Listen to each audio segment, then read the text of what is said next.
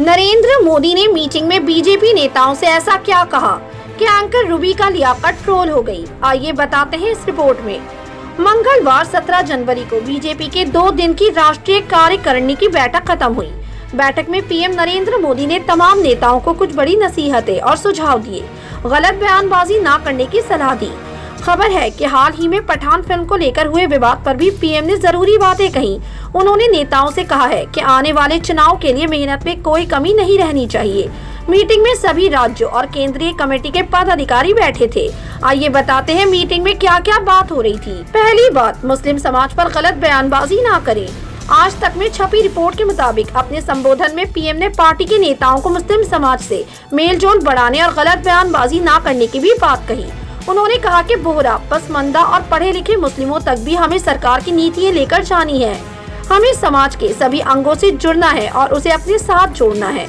दूसरा, फिल्में बायकॉट करने वालों को दी नसीहत। पीएम ने कहा कि हम सारे दिन काम करते हैं और कुछ लोग किसी फिल्म पर बयान दे देते हैं, उसके बाद सारे दिन टीवी और मीडिया में वही चलता है। बेवजह के बयानों से बचना चाहिए। पीएम मोदी के इस बयान के बाद एबीपी न्यूज एंकर रूबी का लियाकत ने ट्वीट किया और लिखा, राष्ट्रीय कार्यकारिणी में पीएम मोदी की बीजेपी नेताओं को सीख, पसमानदा बोहरा मुसलमानों से जुड़े, वोटों के लिए नहीं समाज की बेहतरी के लिए उनसे मिले, गलत बयानबाजी से बचे। मेरे सूत्र बताते हैं कि पीएम का टारगेट सेट है, सामाजिक न्याय। एंकर रूबी का लियाकत के इस ट्वीट के बाद यूजर्स ने एक बार फिर उन्हें निशाने पर ले लिया और पलटवार करने लगे। पत्रकार वसीम अकरम त्यागी ने रूबी का लियाकत से ट्वीट में कहा, क्या होता है बोहरा? सल्फी, सुन्नी, शिया, वहाबी। बोहरा कौन सी दुकान है? इस्लाम में इन सब दुकानों का कहीं कोई नाम नहीं है। पैगंबर सल्लल्लाहु अलैहि वसल्लम साहब क्या थे? जिसका जो मन आ रहा है नई दुकान खोल रहा है। रूबी का लियाकत, अब बताओ बोहरा की भी दुकान खुल गई है।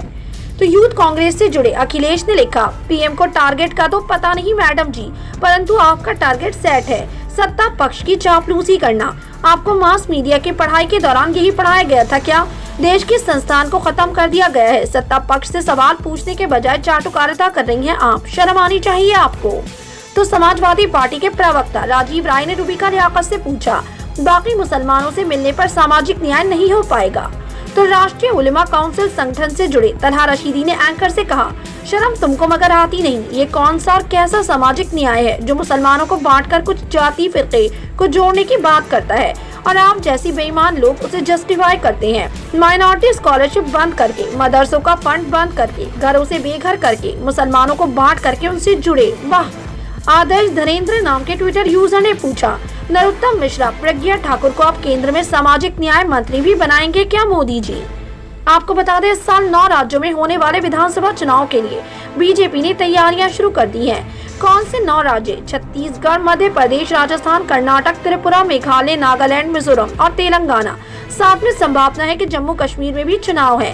पीएम मोदी द्वारा बीजेपी नेताओं को दी गई नसीहत पर रूबी का लियाकत के इस ट्वीट को आप कैसे देखते हैं? अपनी राय कमेंट सेक्शन में जरूर दें। हमारे चैनल को सब्सक्राइब करें, बेल आइकन प्रेस करें ताकि देश दुनिया से जुड़ी तमाम वायरल खबरें हम आप तक पहुंचाते रहें।